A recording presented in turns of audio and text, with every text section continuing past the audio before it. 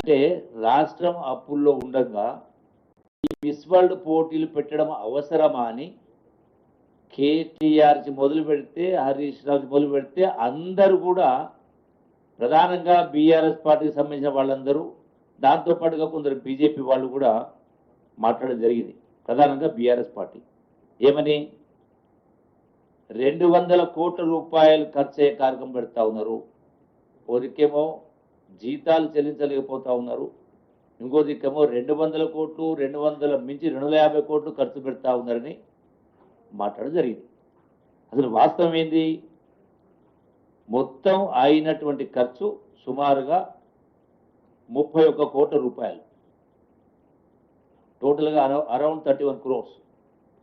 సరే ఇంకా కొన్ని బ్యాలెన్స్ పెండింగ్ ఉంటే 50 లక్షల టు 31 crores దాకా ఉంది.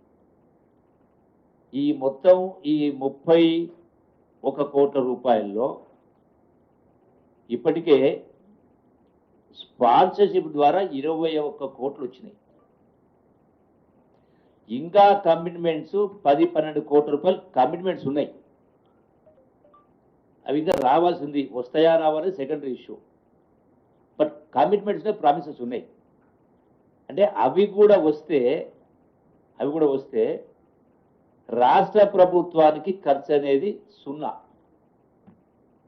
పోనీ రేపు వస్తాయా రావా అనేది పక్కకు పెడితే, ఎన్ని రోజులు వస్తాయని పక్కకు పెడితే, ఈ రోజు లెక్క ప్రకారం చూసుకుంటే కూడా, ఈ యాజ్ ఆన్ టుడే లెక్క ప్రకారం చూసుకుంటే కూడా 21 కోట్లలో మళ్ళీ 3 కోట్ల రూపాయలు సుమారుగా ఆ యొక్క మిస్ వరల్డ్ లిమిటెడ్ కోసం వాళ్ళ కోసం ఖర్చు పెట్టాల్సి వచ్చింది. చివరి నిమిషంలో ఇది ఫెయిల్ కావదని కింద వాళ్ళు ఆర్గనైజ్ చేసుకోలేని పరిస్థితి వస్తే, సో వాళ్ళ ఫండ్స్ వాళ్ళు ఆర్గనైజ్ చేసుకున్నారు స్పాన్సర్ ద్వారా.